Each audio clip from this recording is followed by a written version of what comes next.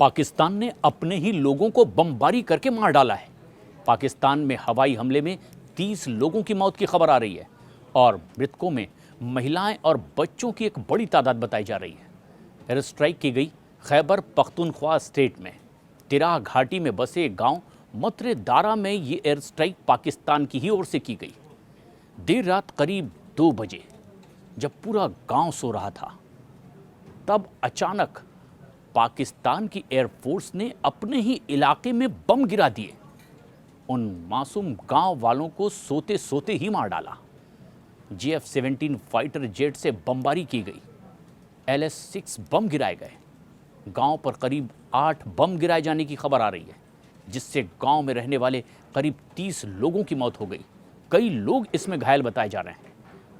चौंकाने वाली बात यह है कि ये एयर स्ट्राइक किसी और ने नहीं, खुद पाकिस्तान की वायुसेना ने अपने ही देश के भीतर कर दी।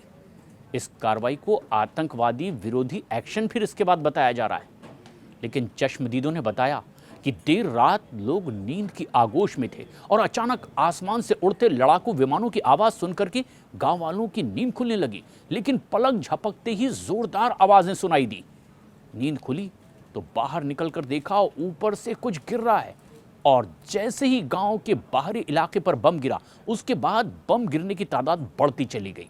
जोरदार धमाका हुआ, लोग इधर उधर भागने लगे, लेकिन इससे पहले कि वो संभल पाते, एक के बाद एक कई बम उस इलाके पर गिरा दिए गए।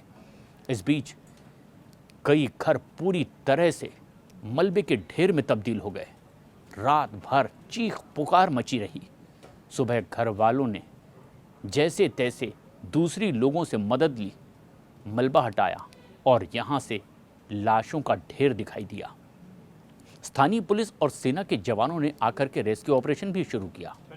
पाकिस्तान की सरकार ने अपने ही देश में एयर स्ट्राइक करने पर कोई आधिकारिक बयान भी अब तक जारी नहीं किया है, लेकिन मानवाधिकार आयोग ने हमले की कड़ी निंदा की है और पाकिस्तान की सरकार के खिलाफ कार्रवाई की भी मांग की गई है। वहीं अपने ही देश में एयर स्ट्राइक करके पाकिस्तान की सरकार ने हालात दुनिया भर को बता दिए हैं कि उनके मुल्क के भीतर क्या चल रहा है। पाकिस्तान के अंदरूनी हालात से वैसे तो पूरी दुनिया वाकिफ़ है।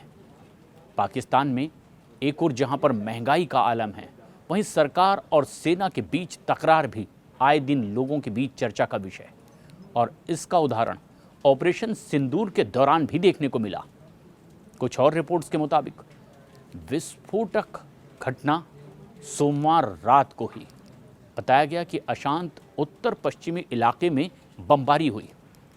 ये इलाका अक्सर आतंकवादियों के निशाने पर रहता है और पुलिस का ये मानना है कि यहाँ विस्फोट किया गया और उस परिसर में यह धमाका किया जहाँ पर पाकिस्तानी तालिबान के सदस्य बम बनाने का सामान जमा कर रहे थे।